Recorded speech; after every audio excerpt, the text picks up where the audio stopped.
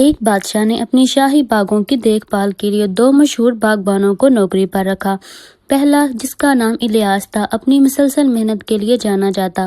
وہ صبح سے شام تک کام کرتا، مسلسل جڑی بوٹیاں نکالتا، لیکن پھر بھی اس کے درخت کبھی بھروسے کے ساتھ پھل نہیں دیتے، وہ ہمیشہ پتلے اور کمزور لگتے۔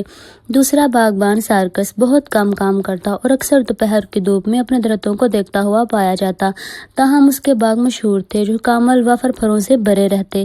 الیاس کو حسد ہوا، اتنی کم محنت سے آپ کے درخت کیسے بڑھتے ہیں؟ سارکس نے جواب دیا، الیاس، تمہارا مسئلہ محنت کی کمی نہیں ہے، یہ بھروسے کی کمی ہے۔ تم مسلسل جڑوں کو کھود کر دیکھتے ہو، کیا وہ اب بھی بڑھ رہی ہیں؟ تم زمین کے بیجوں کے ساتھ ویسا ہی سلوک کرتے ہو جیسا تمہارے ذہن میں شک کے بیجوں کے ساتھ ہوتا ہے۔